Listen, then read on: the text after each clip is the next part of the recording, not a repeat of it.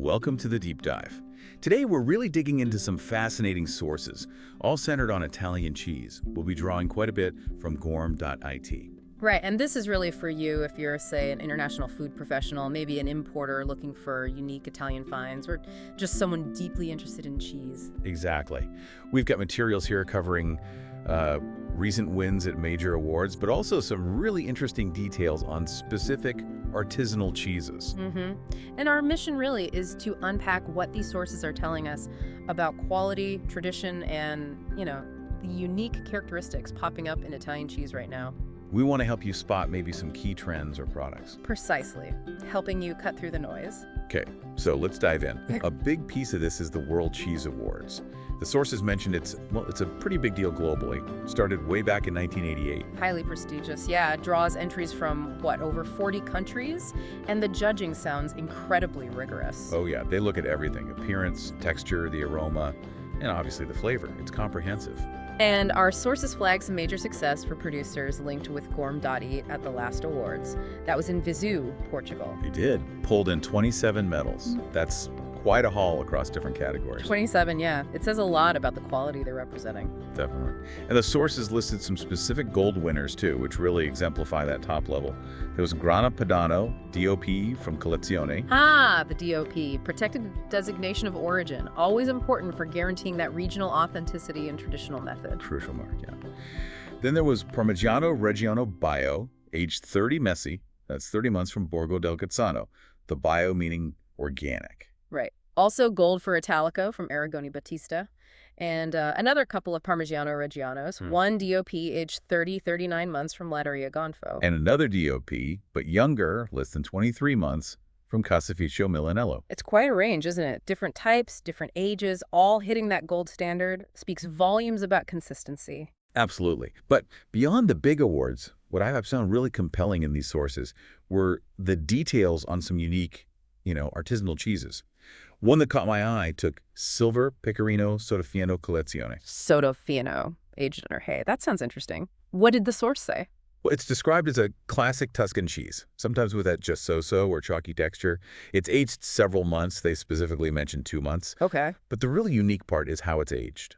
It's wrapped in spring mountain hay for aroma, you see, and also straw, apparently to speed up the maturation a bit. Hay and straw, that's specific. Very. And the description sounds amazing. Straw yellow color, intense smell like a cut June hay. And the taste is rich, with even a hint of straw near the rind. Wow. Sensory details really bring it to life. It's a sheep milk cheese, Tuscany, 2-kilogram format usually. And it's part of that Collezione.8 brand from Gourm.it, which seems aimed at bringing these kinds of quality, story-rich cheeses to a global audience, but accessibly. Interesting. And did the sources mention other similar techniques? You said hay and straw? Yes, actually. Another source, this one from Salsi's, talks about their Pecorino Sottofieno. So again, aging in straw, stagionatura nella paglia. Sottopaglia. They emphasize gets a really particular flavor. This one uses milk from the Crete Senesi pastures, and another specific regional connection. And what about the producer, Celsius?